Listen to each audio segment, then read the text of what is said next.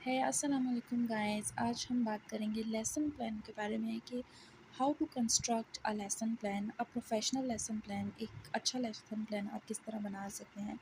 सबसे पहले lesson plan बनाने के लिए आपने अपना नेम लिखना होगा। अगर आप खुद अपना लेसन प्लान बना रहे हैं तो अपना नेम लिखेंगे, नेम ऑफ़ इंस्ट्रक्टर जो भी आपका नेम होगा। फिर नेक्स्ट आप क्लास लिखेंगे, क्लास आपको जो भी मिली हो। जैसे यहाँ पे मैंने 6 क्लास चूज़ की है। स्ट्रेंथ स्टूडेंट्स की जितनी भी स्ट्रेंथ होगी, जितनी भी तादाद है स्टूडेंट्स की, जितने स्टूडेंट्स हैं वो लिखना है। फिर सब्जेक्ट यहाँ पे मैंने इंग्लिश सब्जेक्ट चूज़ किया है। आपको जो भी सब्जेक्ट मिला हो आप वो सब्जेक्ट चूज़ कर सकते हैं। टॉपिक यहाँ पे मेरा इब्न सीना टॉपिक है। टाइम ड्यूरेशन हमारी क्लास में 30 मिनट्स टाइम ड्यूरेशन है। आप अपनी क्लास के अकॉर्डिंगली टाइम ड्यूरेशन सेट कर सकते हैं, आपकी अगर स्कूल की जितनी भी टाइम है। फिर हमने स्पेसिफिक ऑब्जेक्टिव्स बनाने हैं कि after reading the topic student will be able to identify who Ibn Sina was. आपने ये बताना है कि इस चैप्टर को पढ़ने के बाद स्टूडेंट्स इतने काबिल हो जाएंगे कि वो इब्न सीना को आइडेंटिफाई कर सकें कि वो कौन है, and define new vocabulary related to lesson. और जितने भी वोकेबलरी यूज़ हुए हैं उस लेसन में, तो वो स्टूडेंट्स जो है ना इजीली डिफाइन कर सके।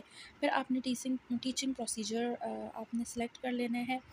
यहाँ पे टीचिंग प्रोसीजर में पहली हेडिंग है इंस्ट्रक्शनल एड्स की। इंस्ट्रक्शनल एड्स यानी वो जो भी चीज़ें जो आप लेक्चर के दौरान यूज़ करेंगे वो आपने लिख देनी है। जैसे कि मैं वाइट बोर्ड यूज़ करूँगी, मार्कर यूज़ करूँगी और डस्टर यूज़ करूँगी ड्यूरिंग द टीचिंग।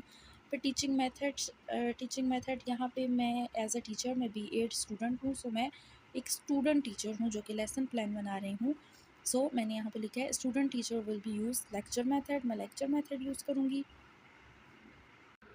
मैं लेक्चर मेथड यूज़ करूँगी, उसके बाद मैं रीडिंग मेथड यूज़ करूँगी और क्वेश्चन आंसर मेथड यूज़ करूँगी।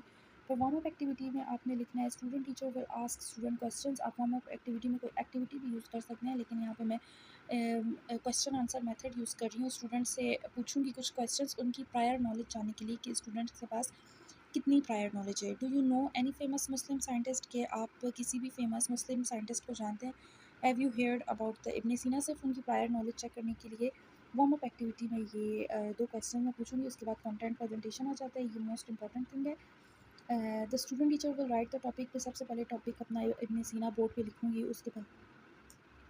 उसके बाद मैं अपना जो टॉपिक है वो लेक्चर मेथड के ज़रिए एक्सप्लेन करूँगी। और उसके बाद मैं इब्न सीना की जो मेडिसिन्स वग़ैरह हैं उसकी बुक्स वग़ैरह उस सारे को जो भी चैप्टर में मेंशन है वो सारा इसमें मेंशन कर दूँगी। यानी अपने कंटेंट प्रेजेंटेशन में जो भी करना है, सबसे पहले आपने टॉपिक पे नाम लिखना है, फिर उस टॉपिक को डिलीवर करना है लेक्चर मेथड से, या अगर आप डेमोंस्ट्रेशन मेथड यूज़ करें तो वो भी आप कंटेंट प्रेजेंटेशन में लिखेंगे, या आप क्वेश्चन आंसर मेथड यूज़ कर रहे हैं, कुछ भी कर रहे हैं तो वो आप यहाँ पे कंटेंट प्रेजेंटेशन में मेंशन कर देंगे। फिर आखिर में कंक्लूजन में मैं ये लिखूँगी कि the student teacher will conclude the lesson bye revising the important points. आप कंक्लूजन में ये भी लिख सकते हैं कि आप इंपॉर्टेंट पॉइंट्स को रिवाइज़ करेंगे। फिर इवैल्यूएशन में मैं क्वेश्चन आंसर टेक्निक यूज़ करूँगी हू वाज़ इब्न सीना, ये चेक करने के लिए कि स्टूडेंट्स को समझ आया है या नहीं।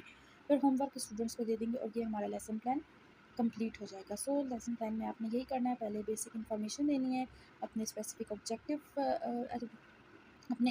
ऑब्जेक्टिव लिखने हैं, फिर टीचिंग प्रोसीजर्स आपने दे देने हैं, उसके बाद कंटेंट प्रेजेंटेशन देनी है, साथ साथ अपना टाइम भी मेंशन कर देना है, कंक्लूजन और इवैल्यूएशन, लास्ट में होमवर्क। Thank you. अगर आप लोगों को और कुछ सीखना है या और कोई हेल्प चाहिए किसी भी पेडागोजी के हवाले से या किसी भी टॉपिक के हवाले से, तो आप लोग मुझे कमेंट सेक्शन में बता सकते हैं। Thank you so much.